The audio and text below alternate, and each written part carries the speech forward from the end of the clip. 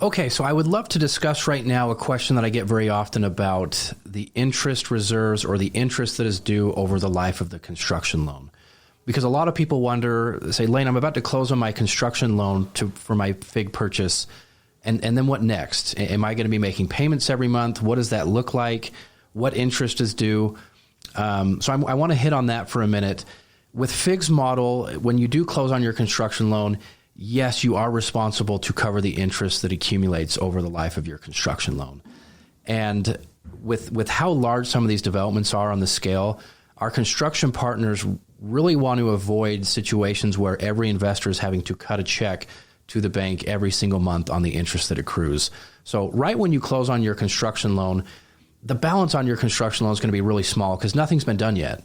Your property hasn't been built. They're just going to get started on some of the foundation work and maybe some of the initial plumbing and then getting ready to do some framing. So your balance is going to be very low. There's not going to be very much that will do. Now, over the life of your loan, as the builder makes progress on your property, they will make draws every month to request money from the bank to be able to build out certain phases of your property. And then over that 12-month period, the loan amount will grow all the way to your note amount, which was the amount that was going to be borrowed in total by the time the property was done. So that balance is going to get a little bit bigger every month.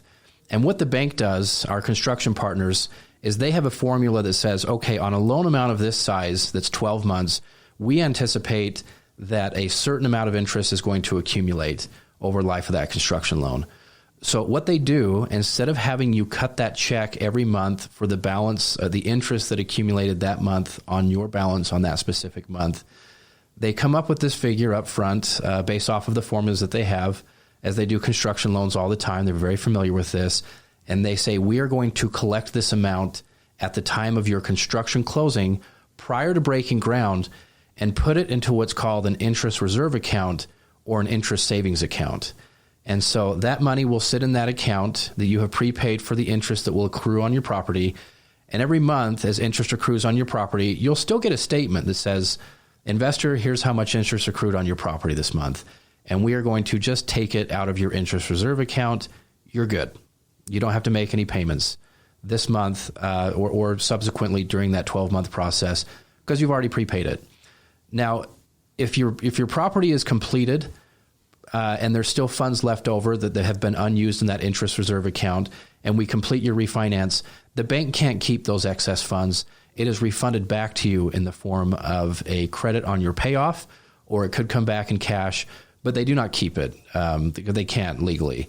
And so it's a great model, and investors have really loved how we've structured it this way because by default, people really don't want to make these payments every month, and they're okay prepaying it. So when you look at the pro forma with FIG and you see the closing cost breakdown, you'll see one that says interest reserve. That's what that fee is, and how it breaks down and how it is relevant to your transaction. So if you have any questions on this, we can still go over it in a discussion, but that's a breakdown of what that interest reserve is and how it is relevant to your purchase with FIG in the wholesale model.